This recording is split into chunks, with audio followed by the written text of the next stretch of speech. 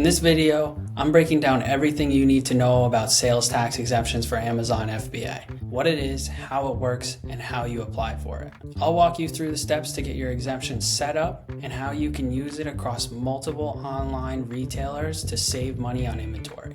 If you're not already using this, you could be leaving thousands of dollars on the table. Personally, I think the easiest way to find out the kind of information on how you can get a resale certificate or a sales tax exemption in your state is going to be using ChatGPT. You can also just Google it if you want to, but you may see different answers on that. I used this website personally to get mine back when I first started and for my new companies where I live now.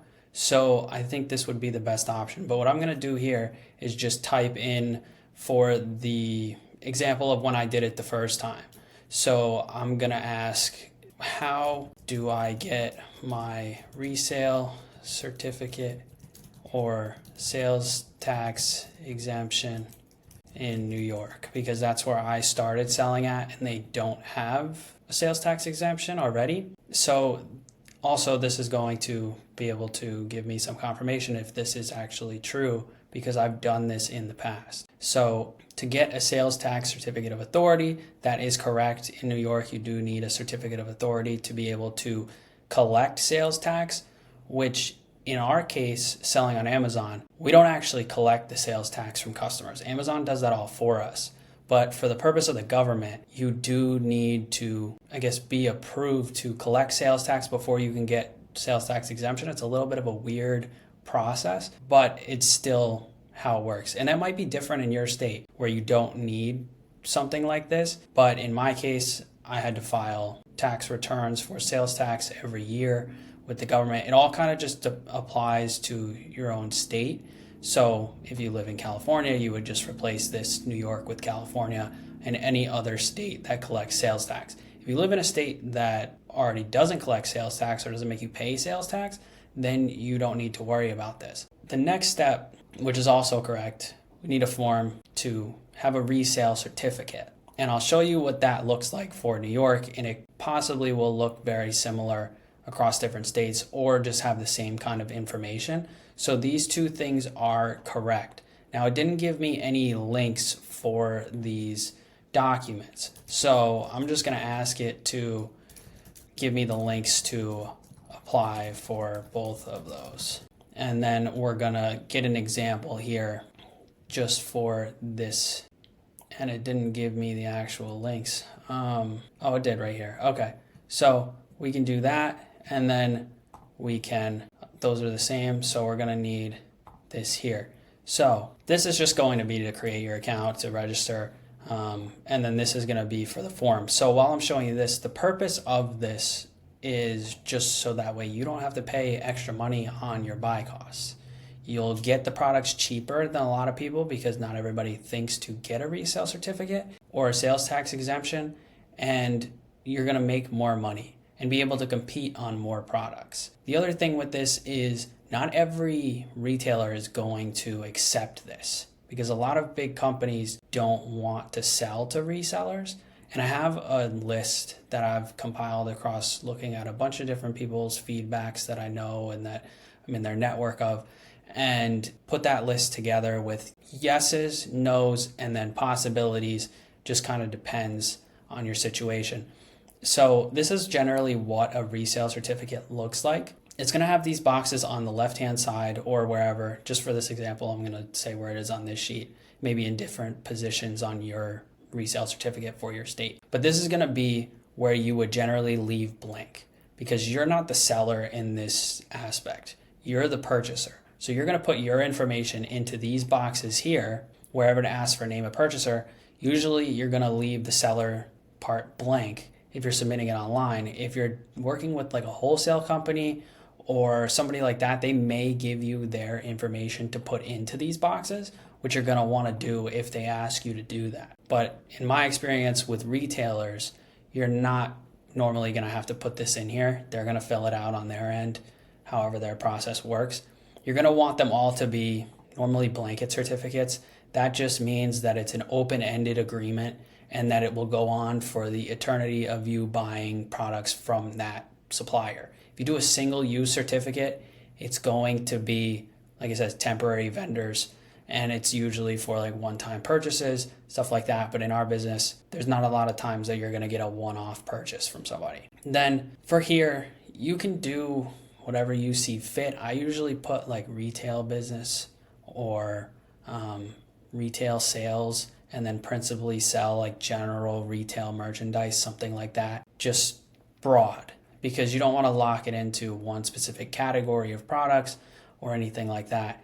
And then down here, certificate of authority number for New York is different for everybody. You're going to need that. And just maybe on your state, it's going to be a little bit different, but you're going to get a number from the state government to say, this is my either account number or something along those lines that you put into here, so companies can attach that to their internal process and be able to validate that you do actually have a sales tax exemption. Because if you try to fill this out and you don't actually have one, then you could get into some legal trouble, possibly face some fines, anything like that. And you're going to want to just fill this out. Usually they all have instructions at the bottom on what you need to fill out, what you don't. If you need help, like for example, this one has their phone numbers all on the bottom, you can always call them and ask them if you have any questions, because you don't want to fill this out incorrectly and then have to go back and forth with the companies.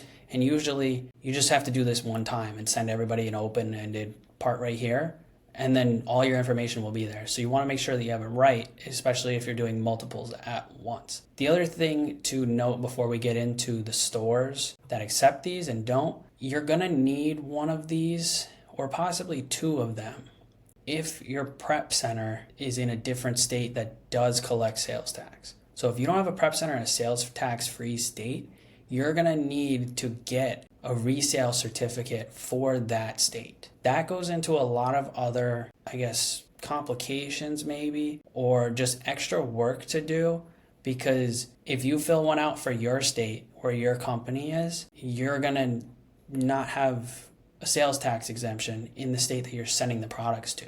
You need to have an exemption or a resale certificate for the state that your products are being delivered in for prep. If you prep your own products, you're good. If you have a sales tax free prep center, you're good. But if you don't have either of those, then you're going to need to apply for an entity in that other state. You're going to have to get a resale certificate in that other state, and then you're good to go. Moving on to the stores. This is a pretty big list of different websites. So if you want to take a screenshot of this or something, or just save this video and come back to it, that would probably be a good idea, because it's going to be pretty hard to remember all of these stores here. So we've got ones here that are just applied to an account. So you're going to create an account.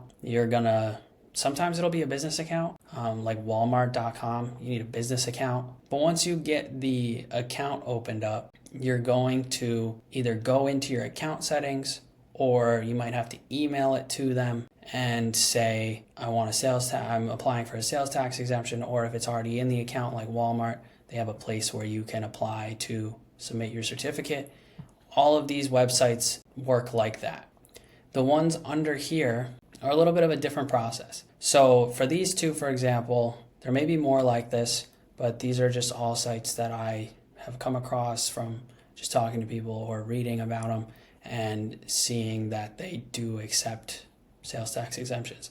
These two are going to apply it to your cart. So before you purchase your products, after you've added everything, you're going to have to either call customer service or go into an online chat. And I prefer the online chat more, because maybe some people don't really know what to say if they get asked for why are they buying this many units or so many different products. You don't really want to have to run into that kind of conversation. So an online chat, if you have the time to wait a little bit longer, you can do it that way, and that's my preferred way to do it. And these two will just apply the discount to your cart, and then you'll check out. The ones in here are going to be refunds after your payments have posted. So you're going to purchase your products and your order, and then you're going to have to contact customer service, give them an order number, and it's usually after it's posted on your credit card. So if it still says pending, they're not usually going to be able to do anything for you, and they're going to tell you to wait. So you might as well just wait until you see the payment has actually gone through and is completed. but you're going to contact customer service and say, hey, I have sales tax exemption. They may ask for proof for you to send over your certificate or something like that, and then they're going to refund you the tax. These three down here are possibilities. I've seen it go both ways, like yes and no. So Best Buy, for example, I've seen people talk about how they've gotten it. Maybe they've done it in store at the register, but some people have said that they've asked either on the phone for customer service or through a chat for customer service or an email. They sent them their documents and it seemed like they were going to get sales tax exemption, but then when they went to place an order, nothing would go through. So it seems like they got shadow banned or blacklisted from buying online, which you don't really want to happen. So definitely do this one at your own risk. I wouldn't recommend it. Some people say that if you get a business account, you have a better chance.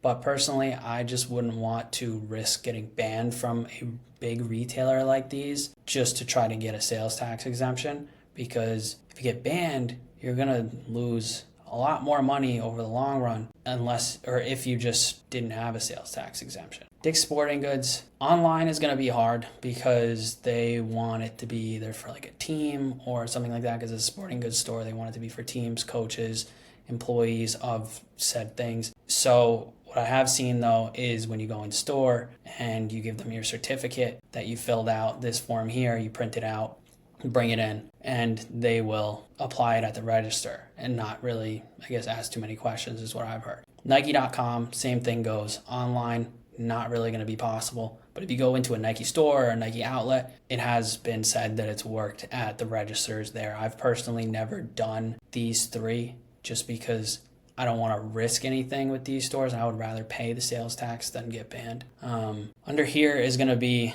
definite no's. So a lot of these stores just either don't like resellers.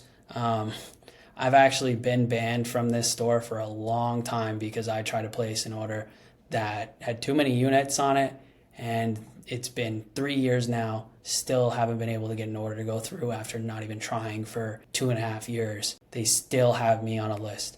So once you get banned, you can't really have any luck, especially if you're doing OA, because my address is blacklisted, my prep center's address is blacklisted, my credit cards are blacklisted, my name, my emails. I've tried all different emails, credit cards, phone numbers, everything, but the addresses and the name that shows up on a credit card, it's just done.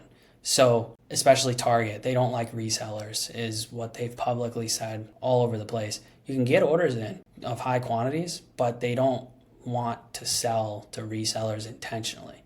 So if you go and try and get an account with them and say, hey, I have a resale certificate, you're going to get banned. So this is definitely a good thing to know. And the same goes for all of these other websites that definitely apply to an account. If you go in store to any of these, if they have physical stores, and most of them do, say about 90% of them do, you bring in your certificate and they'll apply it at the register. You don't just get these on a website account, any of them. As long as it's a yes, then you'll get it in store as well if they have physical locations. So just to give you kind of like a small idea of what the process looks like, I simply just Googled Walmart tax exemption, and this is what showed up. Are you a tax exempted organization? Join the program and you'll get all of these benefits: automatic removal of eligible sales tax, all users on the account to shop tax exempt. You can use Walmart Pay in store unless you want to bring in your certificate if you don't have that or the ability to do that. And it just kind of gives you the instructions here. Not every site is going to be this straightforward on how to do it. It might just be in their FAQs or something like that. But you just follow these steps and it's really not that complicated once you have the forms. The more complicated part is going to be working with your state government and getting the actual forms that you need, or an out-of-state government if you have a prep center that you need it for. And the good thing with these, I don't know for all of the sites, but for Walmart specifically, I have sales tax exemption in 2 states for Walmart on the same account.